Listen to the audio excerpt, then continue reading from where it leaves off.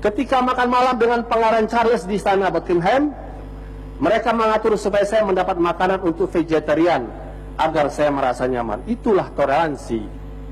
Di berbagai pengalaman itu, saya merasakan dan menyimpulkan bahwa bentuk toleransi adalah hormat.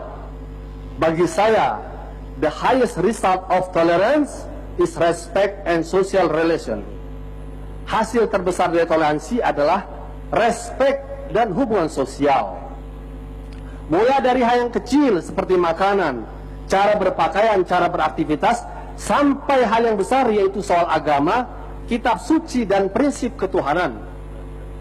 UNESCO dalam publikasinya Tolerance, The Threshold of Peace menyatakan social relation adalah salah satu indikator dari suksesnya toleransi di sebuah masyarakat.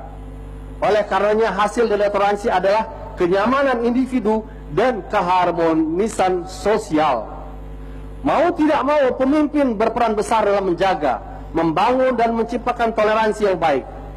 Tidak boleh pemimpin itu masuk atau memberikan komentar terhadap agama, kitab suci, prinsip ketuhanan, dan cara beribadah sebuah agama.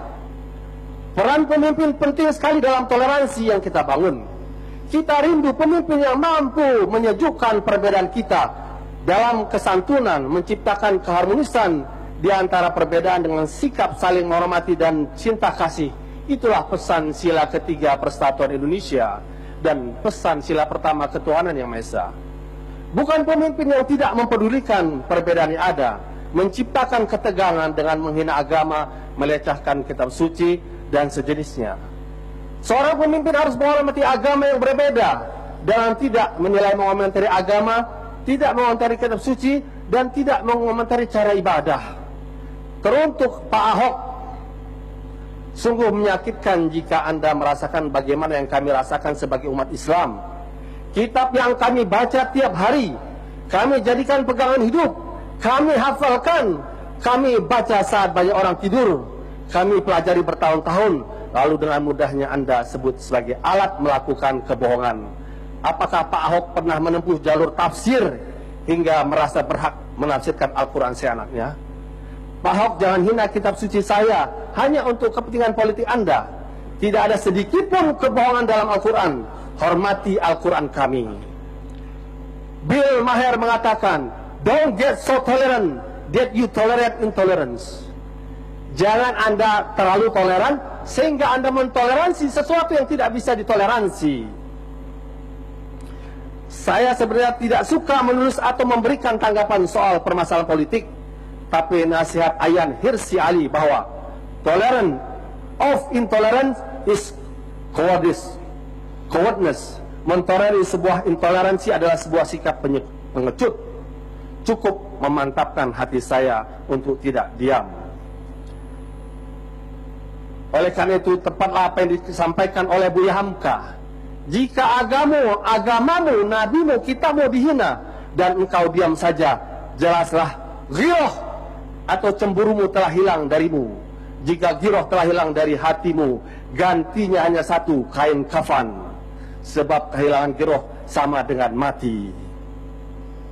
Oleh karena itu, dengan mengutip tulisan ini pada kesempatan ini, saya ingin mengingatkan kepada Presiden Republik Indonesia Jokowi, Kapolri, negara kita negara hukum, hormatilah orang-orang yang menuntut secara jalur hukum. Itulah cara menghormati Pancasila sila pertama ketuhanan yang Maha Esa, dan cara menghormati Persatuan Indonesia sila ketiga.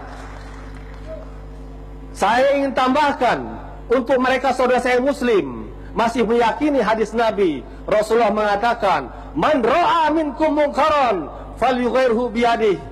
Barang siapa kalian melihat kemungkaran, ubahlah dengan tangannya atau dengan kekuasaannya. Fa illam yastati, kalau kalian tidak mampu merubah dengan tangan, fa bilisanih, dengan lisan kalian. Hari ini saya lakukan. Fa illam yastati fa biqalbi, kalau nggak mampu, kutuklah kemungkaran itu, lawanlah kemungkaran itu dengan hatimu. Itulah selemah-lemahnya iman. Mudah-mudahan kita tidak berada pada posisi itu. Oleh karena itu pada kesempatan ini, kami meminta kepada forum ini pernyataan kami.